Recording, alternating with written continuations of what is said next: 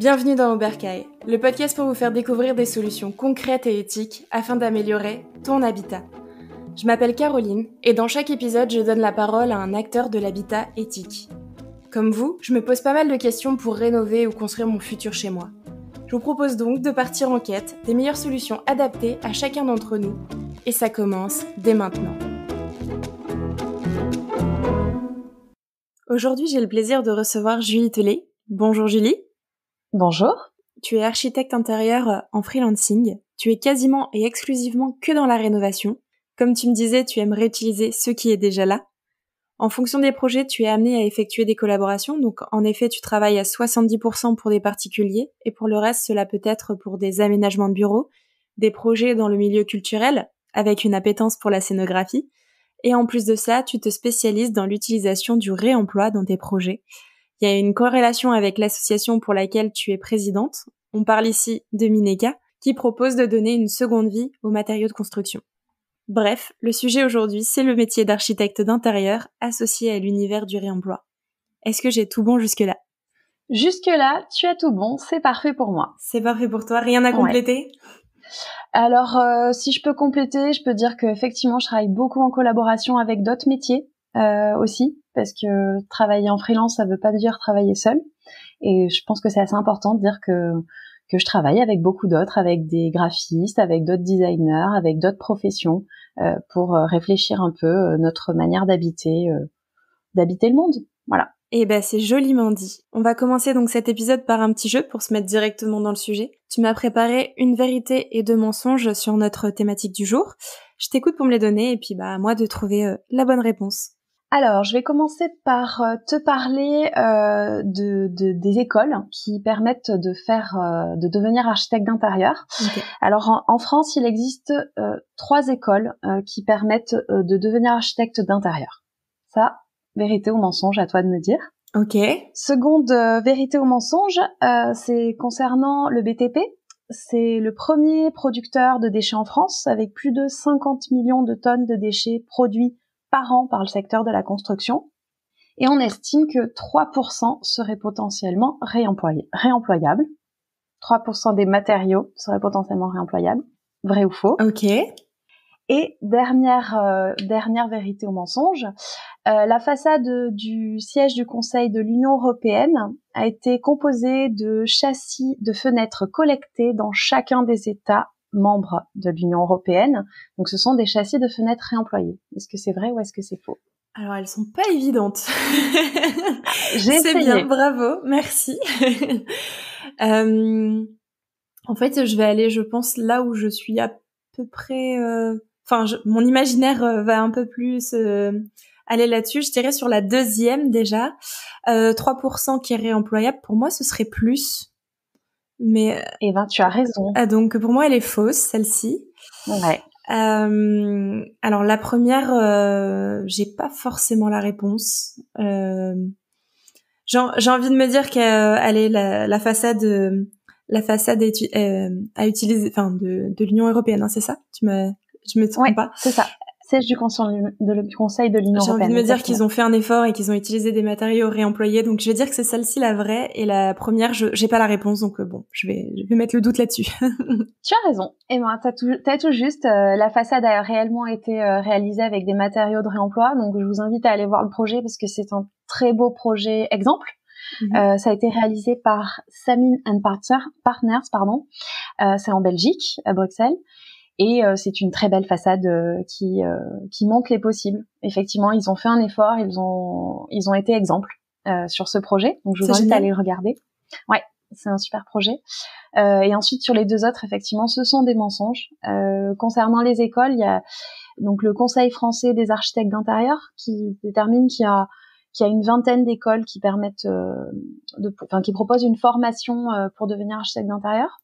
Ok. Donc on n'est pas sur un parcours unique, mais il y a plein de possibilités pour devenir architecte d'intérieur, mais je vous invite à aller regarder si vos enfants voulaient faire des études de ce type-là, d'aller regarder sur le site du CFAI, donc Conseil français des architectes d'intérieur, pour aller vers des écoles qui offrent une réelle bonne manière d'apprendre, on va dire, pour devenir architecte d'intérieur. Voilà. Et enfin, sur le secteur du BTP, effectivement, on estime qu'il y a environ un quart des matériaux qui sont démolis et qui sont considérés comme déchets qui pourraient être réemployés. Donc, ça laisse de beaux jours devant nous pour le secteur du réemploi. Voilà. Génial. Merci beaucoup en tout cas pour cette mise en bouche sur sur ce métier et sur le secteur. Et ben écoute, je te propose qu'on rentre directement dans le sujet. Déjà, peut-être nous réexpliquer qu'est-ce que c'est le métier d'architecte d'intérieur. Peut-être c'est quoi la différence entre un architecte tout court et ou une décoratrice d'intérieur, parce qu'on entend aussi ces termes-là. Ça peut être bien de recentrer un petit peu le métier. Oui, c'est vrai qu'on confond souvent. Donc, un architecte d'intérieur, c'est un spécialiste de l'aménagement intérieur et de l'optimisation des espaces. On a la possibilité de repenser totalement les espaces en cassant des cloisons, déplaçant des pièces, en créant de nouvelles pièces. On fait des études spécialisées, donc comme je le disais juste avant, pour pouvoir être architecte d'intérieur. Donc ça, c'est archi-intérieur. Architecte, c'est architecte. À une époque, on disait DPLG. Aujourd'hui, c'est HMNOP. Donc là, on fait des études spécifiques d'architecture et on va traiter des sujets bien plus larges. On peut travailler sur le bâtiment du Conseil de l'Union européenne, aussi bien que sur une crèche, que sur un hôpital. On n'est pas du tout sur la même échelle de projet et on travaille vraiment sur une enveloppe globale, alors que les archis intérieurs, on est beaucoup plus spécialisé sur l'intérieur à proprement dit et la petite échelle. Voilà, ça c'est la différence entre architecte et architecte d'intérieur. Et la différence avec les décorateurs ou les décoratrices, c'est que dans ce métier, on travaille sur les ambiances avec le choix de couleurs, le choix de matière, de mobilier, sans modifier l'espace intérieur dans lequel on s'inscrit. Donc voilà, c'est la différence principale. Architecte d'intérieur et architecte, on est sur une création ou une modification des espaces. Alors que le décorateur va plutôt venir en dernier, dans le sens, dans l'ordre de passage, on va dire. Voilà. C'est très clair. Merci beaucoup sur cette définition. Et justement, quand et pourquoi faire intervenir un architecte intérieur dans son projet? Quel est l'intérêt? Est-ce que tu peux nous donner des éléments là-dessus? Oui, il y a plusieurs raisons. En général, quand les clients viennent me trouver, c'est soit ils ont acheté un bien qui est pas du tout à leur goût, le fonctionnement de l'espace ne correspond pas du tout à leur manière de vivre actuelle. On peut avoir acheté un appartement dans lequel était une personne de 80 ans et aujourd'hui on se retrouve à être une famille avec 3 enfants. On ne vit plus du tout de la même manière et en fait ils se retrouvent un peu perdus dans un espace qui ne leur correspond pas. Donc ça peut être une raison pour laquelle on fait appel à moi. Ensuite, ça peut être des clients qui savent exactement ce qu'ils veulent dans un espace. Ils savent exactement ce qu'ils veulent avoir comme résultat, mais ils n'ont aucune idée de par où commencer. Et à ce moment-là, moi, je les aide de la conception au suivi de chantier pour les suivre sur la totalité de leur projet. Ça permet un peu de se décharger des travaux. Beaucoup de gens ont beaucoup de bonne volonté et en même temps c'est pas facile de suivre des travaux, c'est pas évident de gérer des artisans, c'est pas évident de prendre des choix à l'instant T, de faire des choix. Donc c'est pour ça qu'ils font appel à moi. Et ensuite ça peut être aussi quand il y a une modification on va dire dans la vie de mes clients. Ça peut être l'arrivée d'un bébé, ça peut être aussi bien le fait que les enfants partent justement de la maison. Ça peut être, on a déménagé à Paris et on reçoit des gens tout le temps. Est-ce qu'on a besoin d'une chambre d'amis? Avec le confinement, il y a eu la question du télétravail. Aujourd'hui, je travaille à 80% à la maison. Comment je fais pour pas que ça impacte ma vie à côté?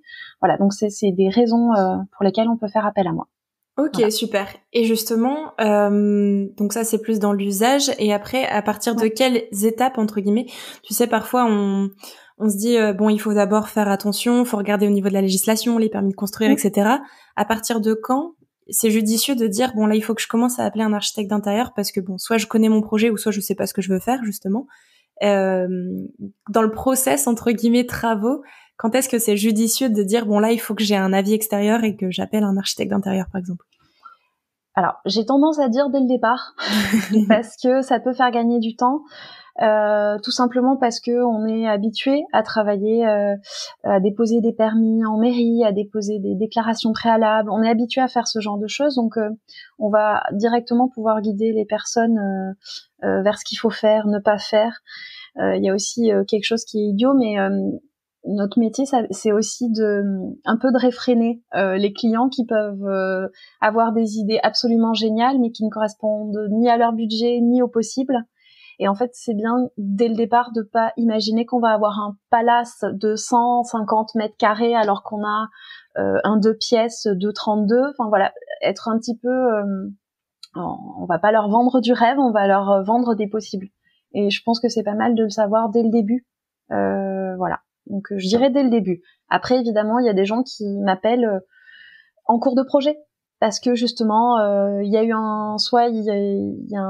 des problèmes dans le sens où ils n'ont pas réussi à trouver la solution, à un aménagement qu'ils pensaient facile, ou voilà, ça peut être n'importe quand, mais je dirais dès le début, c'est quand même plus facile.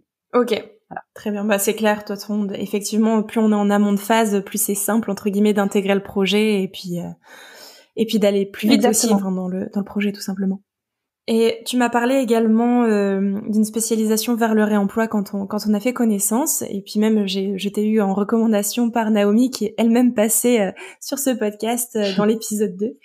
Est-ce que tu peux nous expliquer un petit peu qu'est-ce que c'est pour toi le réemploi, comment t'y es arrivé à cette spécialisation, et puis que tout simplement, qu'est-ce qui t'est arrivé pour arriver vers le réemploi, entre guillemets, ou l'utilisation du réemploi?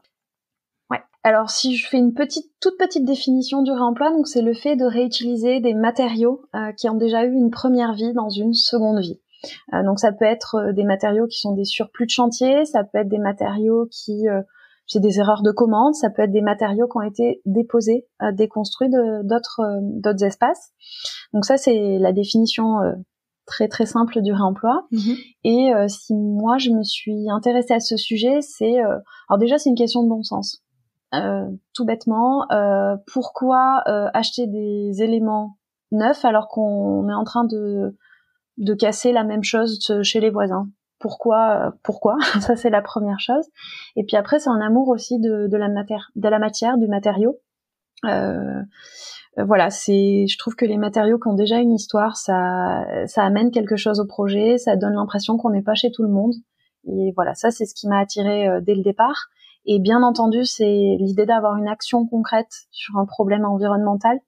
Voilà, comme je vous disais au tout début sur les vrais faux, le BTP qui est générateur d'énormément de déchets, c'est un gros problème. Et du coup, c'était faire mon métier et en même temps avoir une action un petit peu là-dessus. Elle est minime parce que forcément, c'est énorme le chantier auquel on s'attaque, mais c'est déjà une action.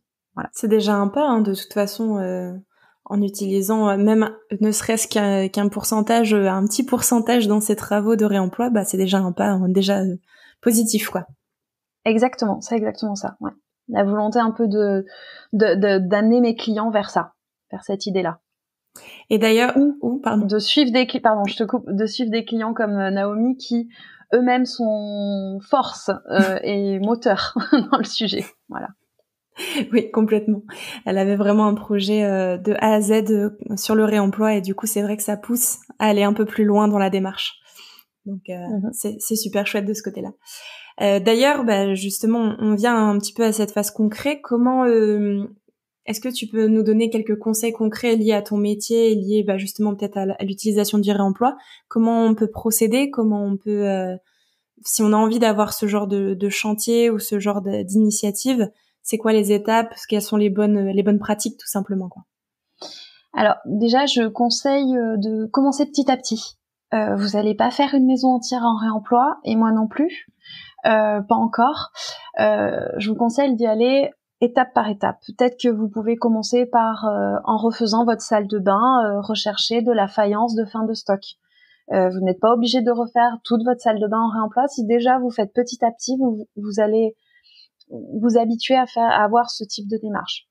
Donc ça évite aussi les déconvenues dans le sens où c'est pas du tout la même manière de procéder que quand on travaille avec du neuf. On n'est pas sur une commande, dans 6 semaines, nous aurons ce qu'on avait prévu. Donc, on est sur une autre démarche. Donc, il faut y aller petit à petit, vraiment. Ça, c'est un premier conseil.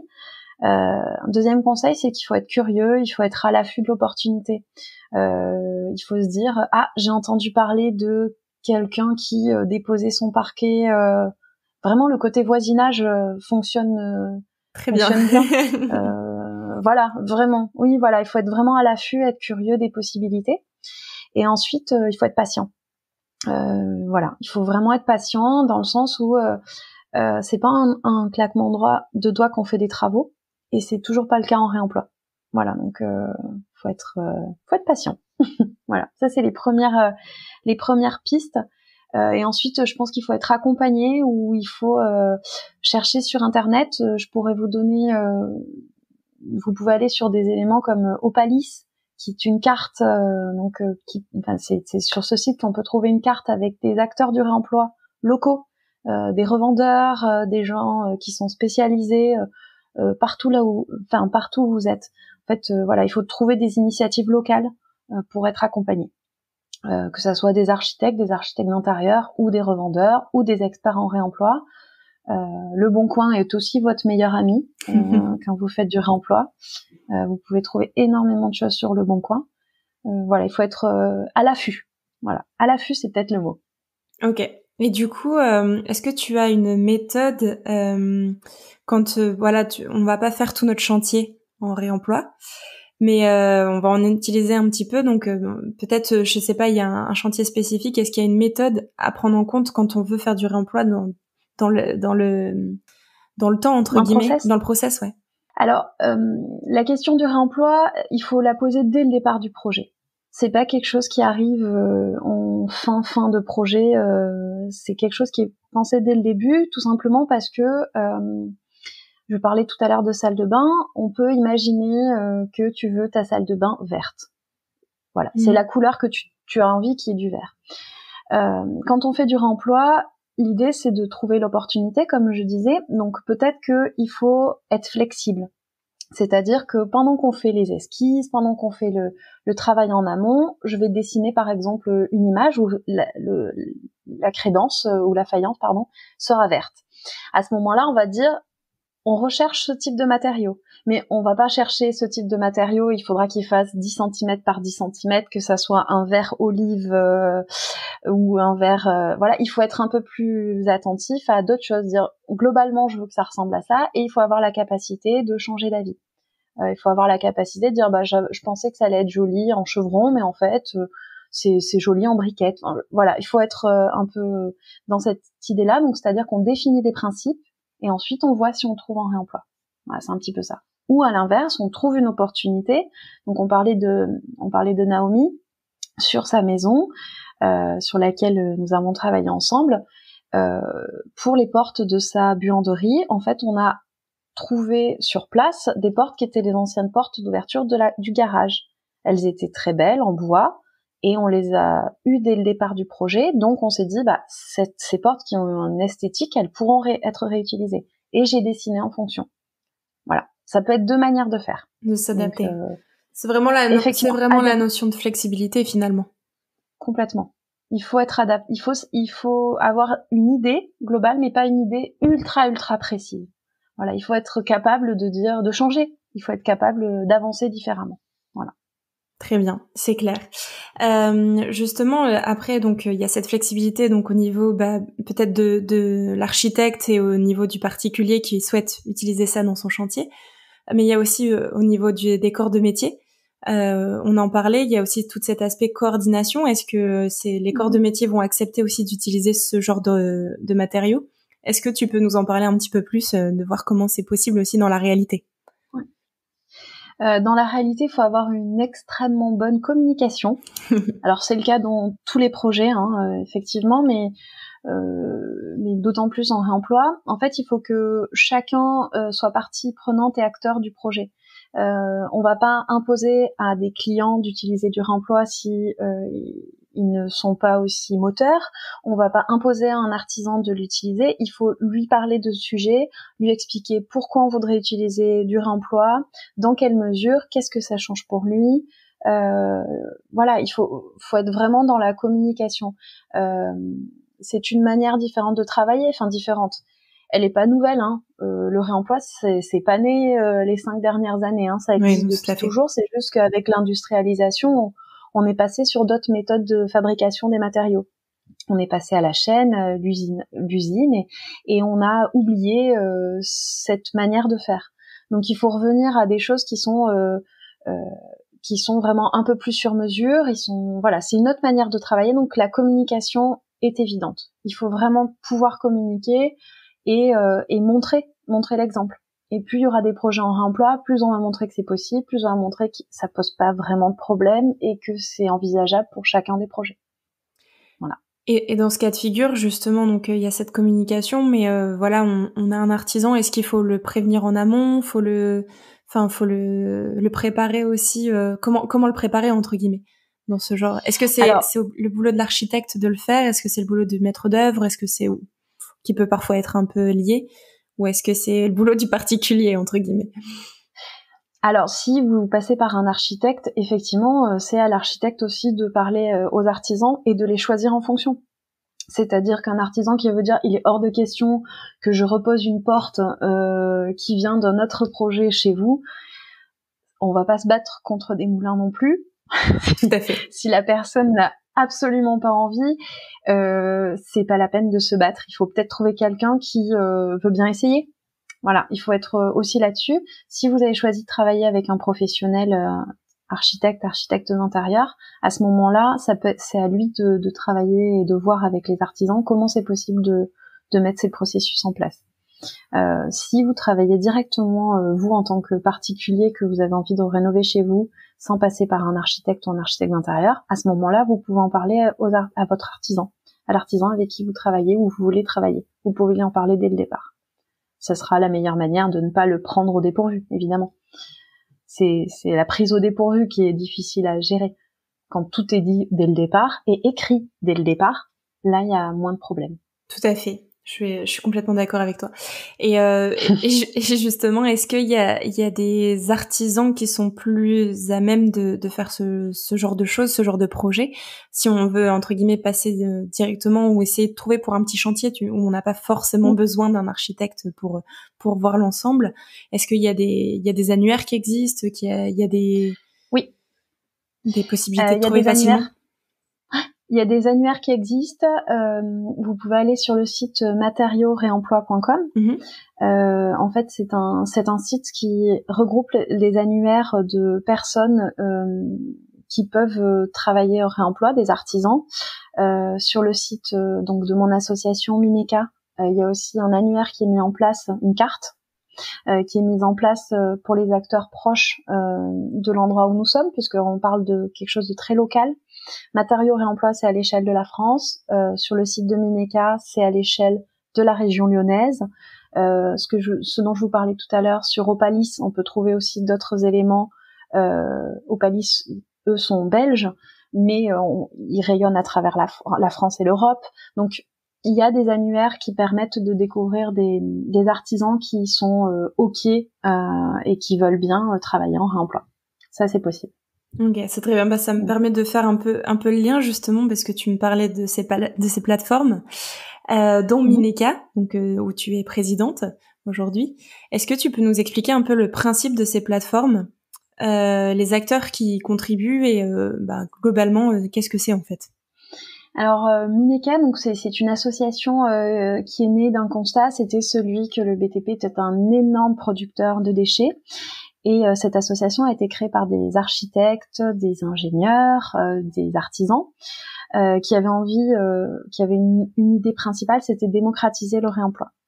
Donc nous, notre rayon d'action, on va dire, c'est sur 4 missions principales. On va être sur de la collecte auprès de professionnels de matériaux issus de surplis de chantier, d'erreurs de commande, de démolition ou de dépose. On va être sur une revente avec un stock qui s'appelle le Minestock qui se situe à Villeurbanne, c'est juste à côté de Lyon. On va revendre ces matériaux pour les particuliers et les professionnels. Ensuite, on va faire de la sensibilisation auprès de professionnels du monde du bâtiment. ou d'écoles. Et ensuite, il y a un dernier volet un pôle qui s'appelle expertise réemploi, où on va aider les collectivités, les maîtrises d'ouvrage dans leur démarche d'économie circulaire et dans une démarche environnementale. Voilà. Donc ça, c'est notre projet. Donc nous, on a une plateforme physique. Pour en revenir à ça, on a une plateforme physique de revente des matériaux. Donc que notre rayon d'action, en gros, c'est aller chercher des matériaux maximum à 100 km. Voilà, on est sur quelque chose de très local. Parce que ce serait idiot d'aller chercher des éléments à 1000 km pour les revendre en ayant une réflexion environnementale. Ça n'aurait pas de sens. Donc ce sont des plateformes qui sont plutôt locales. Il existe des plateformes physiques en France. Il y a des tas de petits... ça a beaucoup essaimé. C'est un sujet qui a beaucoup porteur. Donc il y a beaucoup d'endroits où vous pouvez chercher sur la carte dont je vous parlais sur matériaux réemploi. Vous pouvez trouver des revendeurs. Et ensuite, il y a des plateformes en ligne. Je parlais du Bon Coin, qui est une plateforme non professionnelle où on peut trouver des éléments, mais vous pouvez trouver aussi des plateformes en ligne pour pouvoir rechercher des matériaux. Ok, super, c'est très clair. Est-ce que tu as d'autres aspects à rajouter sur l'aspect écologique, économique et sociaux par rapport à des bénéfices par rapport à ces plateformes Alors, si on parle de bénéfices du réemploi côté écologique, c'est évident, c'est qu'on diminue l'empreinte carbone de la construction. C'est-à-dire qu'on évite de puiser dans les ressources qui sont épuisables, les ressources de la terre.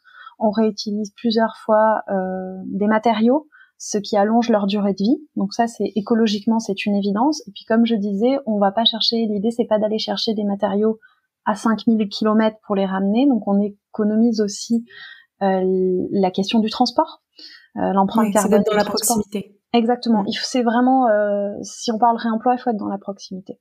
Ça, voilà, c'est une logique locale. Donc ça, c'est côté écologique. Côté économique, le réemploi, les matériaux de réemploi sont moins chers que les matériaux neufs. C'est une évidence. Pour autant, faire du réemploi, c'est pas forcément moins cher. Je vous explique pourquoi. C'est qu'en fait, on est sur un autre équilibre entre le prix que l'on va payer les matériaux et le prix que l'on va payer l'artisan. L'artisan, il va être plus sur du sur-mesure, sans doute. Il va devoir retravailler des matériaux, redécouper des bois, par exemple. Il va y avoir un travail différent. Donc, on est sur un équilibre différent entre prix du matériau, prix de l'artisan. Donc prix de la main-d'œuvre, mais ça permet aussi d'avoir quelque chose de local, c'est-à-dire qu'on fait travailler localement des gens, des artisans pour utiliser des matériaux de réemploi. Donc ça, c'est côté économique. Et enfin, je trouve que ça permet aussi d'acheter des choses qu'on n'aurait jamais trouvées en neuf. C'est-à-dire que on peut trouver des pépites en réemploi. Un parquet en chêne massif auquel vous n'auriez pas pensé, que vous n'auriez pas pu vous payer. Mais vous pouvez le trouver en réemploi à un prix qui est celui d'un parquet stratifié neuf. Enfin voilà, on peut trouver des choses beaucoup plus qualitatives en réemploi que des choses neuves moins qualitatives aujourd'hui pour un même prix. Donc ça, c'est côté économique. Et je trouve que côté social, en fait, ça permet de relocaliser aussi des emplois. C'est-à-dire que on va avoir des emplois locaux, des nouveaux métiers qui vont être créés. Par exemple, des déconstructeurs. Ça va plus être des démolisseurs, mais on va être sur des déconstructeurs qui vont faire une dépose sélective des matériaux. Donc on n'est plus avec la grosse boule qui tape dans les gros immeubles pour tout casser. Voilà, on va être sur on a bien l'image. On va trouver des valoristes. Des gens qui sont capables de mettre de côté les matériaux, de les retravailler, de les reconditionner. Donc on est sur des métiers qui sont beaucoup plus locaux. Et puis voilà, c'est une manière de faire travailler vraiment les artisans. Voilà, on est sur une autre manière de penser la construction. C'est très clair. Ma question, elle n'était pas facile et tu as très bien répondu sur les 3 volets. Donc, ça te va. Franchement, merci beaucoup. C'est assez clair. C'est vrai qu'on n'a pas l'habitude d'entendre ce genre de termes au niveau, comme tu disais, les valoristes ou les constructeurs. Oui. C'est vrai que c'est des termes qu'on n'a pas encore l'usage. Enfin, de les entendre. Donc c'est chouette de pouvoir aussi découvrir ces nouveaux mots entre guillemets dans la construction et dans le bâtiment. Écoute, je te propose, je pense qu'on a fait à peu près le tour du sujet. Est-ce que tu vois d'autres choses à rajouter ou quelque chose que tu retiens de plus important et qu'on n'a pas évoqué aujourd'hui? Juste un petit avantage supplémentaire du réemploi, parce que j'en trouve pas mal, donc autant les donner, c'est qu'en fait ça permet d'être un peu créatif. C'est-à-dire que ça oblige à être créatif, mais c'est quand même très agréable en tant que professionnel. Voilà, donc c'est un avantage. Faites du réemploi, vous allez faire plaisir à des gens qui vont pouvoir créer différemment. Donc voilà, petit avantage supplémentaire. C'est vrai que au niveau des avantages, donc il y a quand même cette créativité qui se rajoute. Alors certes, on va dire dans les inconvénients, il y a cette flexibilité qu'il faut avoir, mais ça se compense aussi par cet aspect. Ça nous appartient, c'est nous qui avons fait ce projet et on a mis du cœur aussi dans le projet. Et puis vous n'êtes pas chez tout le monde. Et on n'est pas chez tout le monde. Mine de rien, c'est quand même intéressant de se dire, puis de raconter une histoire, voilà, de savoir que votre projet, il est pas celui de votre voisin et vous savez d'où viennent les matériaux, vous savez tout ça, ça change un peu la donne. C'est tout à fait ça. Et écoute, je te propose de passer à la phase action du coup, si ça te va. Ça me va. C'est parti. Let's go.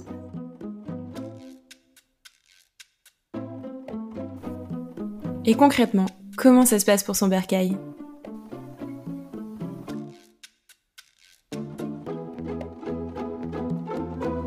Nos éditeurs ont un projet de rénovation. Qu'est-ce que tu leur conseilles aujourd'hui, Julie, en termes de premières questions à se poser, des premières actions à exécuter, un conseil très concret, là tout de suite ? Là tout de suite, posez-vous dans votre canapé et regardez comment vous vivez. C'est-à-dire, avant toute chose, ne vous dites pas ce que vous voulez, mais regardez comment vous vivez, regardez votre quotidien. C'est la meilleure manière de se rendre compte de ce dont vous avez besoin. C'est de vous poser et d'observer. Première chose. Je pense que c'est le plus important. Voilà. Conseil de base. Noter étape par étape, comment on est, comment on vit, déconstruire entre guillemets un petit peu. Pas comment vous pensez ou comment vous avez vu dans un magazine que d'autres vivaient, comment vous vivez. Parce que c'est important, si vous voulez être bien chez vous, il faut pouvoir dire que ça vous correspond à vous et pas à ce qu'on vous montre. Voilà. Donc, d'accord. Observez. Et ensuite, du coup, si j'abuse un petit peu, l'étape suivante. L'étape suivante, faites appel à un professionnel, évidemment. Mais l'étape suivante pour réaménager chez vous, c'est de regarder ce qui se fait, mais plus en termes d'éléments logiques. Si vous refaites votre cuisine et qu'elle est toute petite, regardez les dimensions qui sont acceptables. Regardez ce qui se fait chez d'autres qui ont des mêmes problématiques. Être un peu encore à l'affût. Regardez ce qui se fait et n'imaginez pas que vous avez décidé ce que vous vouliez faire le lundi et que le vendredi ce sera fait. C'est pas vrai, ça prend du temps. Donc si on veut pas se tromper, il faut prendre le temps d'analyser. Dans ta vision, dans le meilleur des mondes, pour toi, quel est ton bercail idéal ? Quel est ton habitat idéal ? Alors j'ai réfléchi quand tu m'as posé la question en amont, j'ai réfléchi. Alors mon bercail idéal, ça serait un endroit où on peut recevoir 1000 personnes et en même temps où on peut être tranquille tout seul de temps en temps. Ça serait un endroit où on pourrait ouvrir la porte du salon ou la fenêtre du salon et puis on verrait la mer et puis on serait dans la chambre et on ouvrirait la fenêtre, on verrait la montagne. Ça serait un endroit où depuis la cour on serait en ville et depuis le jardin on serait à la campagne. C'est un monde idéal, hein. C'est un peu un monde où tout est possible et avec beaucoup évidemment de réemploi. Une maison à histoire, voilà. Ça serait le bercail idéal. Donc autant dire que c'est pas près d'être trouvé.